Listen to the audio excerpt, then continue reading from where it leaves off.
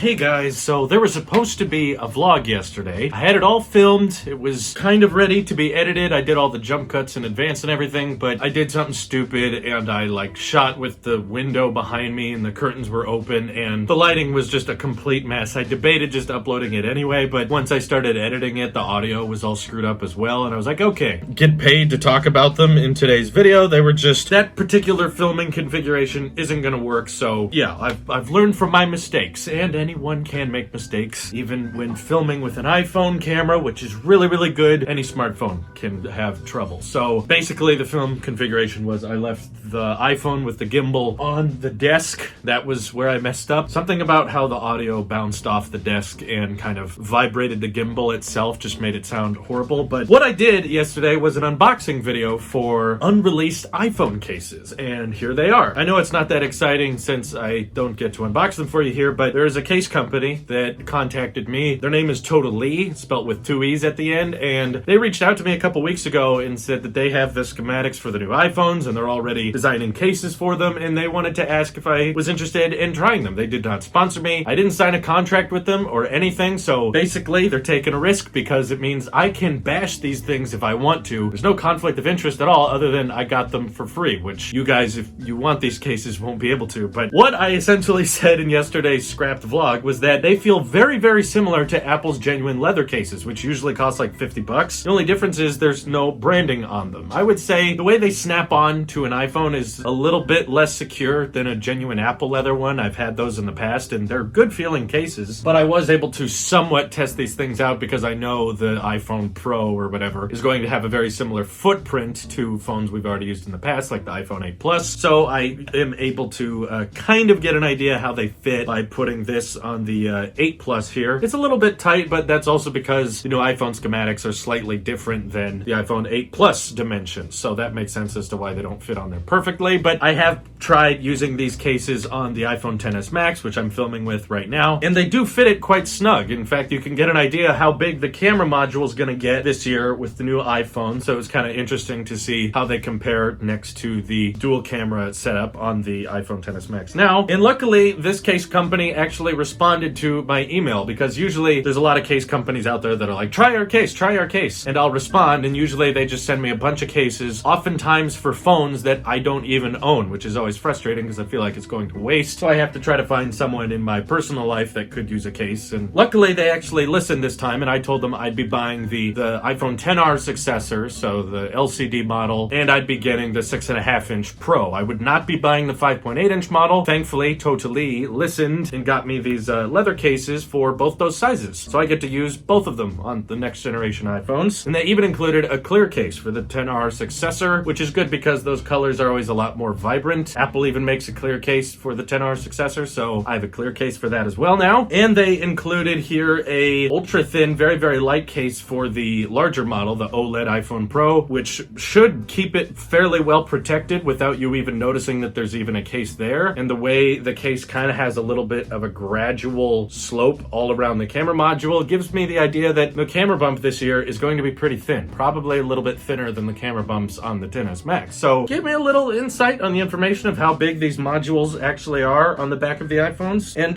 they feel decently built. I applaud their lack of branding. There's a lot of case companies out there that slap their logos all over cases that you buy. They didn't put their logo anywhere on here. Like, as far as I've been looking, I cannot find the brand's logo anywhere on the casing, and there's no Apple logo on the back either, so it's perfect. I like very clean and minimal branding on phones. I really like the Essential phone because they didn't put any logos on that either, so this will keep things looking very, very simple if you want to keep it protected. You guys know I don't always wear cases, but it's nice to have the option to when you're going on a trip or you know you're going somewhere where the phone has the chance of getting damaged, so having backups is quite helpful. I still have a lot of iPhone XS Max case backups if need be, but luckily I still get to do a little bit of an unboxing in today's video because in the mail I just received the Samsung T5 SSD drive, which I was not planning on purchasing this, and I didn't purchase this. I stole it. I just robbed a Best Buy. No. But But honestly, what happened was I pre-ordered the Galaxy Fold way back in March. In case you missed the tech video on it, they canceled my order just recently, and as an apology, gave me credit in their store to get any number of items they sold. And between the Galaxy Watch and the Galaxy Buds, which I knew I wasn't going to use, everything people kept requesting I buy with my in-store credit was things that I would maybe use in a video once, and then they would end up on my shelf forever, or I would just give them away. So I figured, why not use this opportunity of in-store credit on something that I actually need and I would get use out of for the long term? And my iMac Pro SSD has been full for a long time, and I'm always offloading a bunch of footage onto big, thick, old, chunky, regular hard drives that are slow. And this, I've heard really good things about. People have nice things to say about them. It supports 540 megabytes per second transfer speed, and it's the 2 terabyte version, which means that it's usually around the $300 mark, but with the in-store credit and Samsung points that I've collected from previous Galaxy phone orders, this was able to cost me nothing. So I got a pretty good drive for free just because I attempted to order the Galaxy Fold. Now I don't even have to order the Galaxy Fold, but I still get this thing out of it. But don't worry, I'm still gonna try to order the Fold. So that'll happen at the end of the month. I have a knife somewhere to open this with. I have no idea where it is, so I'm just gonna use one of these really thin T-pins. Ah, here we go. Okay, it's sliding off like that. Whoa! Look how tiny that is. That's really cool. I know, it's probably not the most exciting thing to see unboxed, but I can't believe, well, I can believe it. SSDs have gotten so much lighter and thinner. This is so light. That is such an incredibly tiny SSD. I know I'm overreacting, but it just is impressive to me because I'm used to regular old spinning hard drives where they're always so big and chunky, and the fact that you can fit 2 terabytes on something that small is really cool. USB-C, obviously, everyone asks if it's Thunderbolt 3. Sadly, it's not, but still, for a non-Thunderbolt 3 device, it's really fast read and write speeds. And like I said, 540 megabytes per second is plenty fast for me, and given this is so portable and small, I think I'm just gonna leave this permanently plugged into my iMac Pro, just as extra storage. So that'll be very helpful and handy. Thank you, Samsung, for being so gracious with your failed launch of the foldable phone. Let's see what cables they include here. Okay, so we have one USB-C to USB-A, if I wanna use one of those. And they also include one USB-C to USB-C. So I imagine speed-wise, these are probably the same. It's just a matter of, are you using this with a MacBook Pro, or are you using this with a traditional PC that has a regular old USB drive? This, I believe, technically is still using USB 3.1. Yeah, it's 3.1 Gen 2, so it's pretty fast. It's about as fast as you can get with a regular USB connector. I know there's faster out there, but dang, look how tiny that is.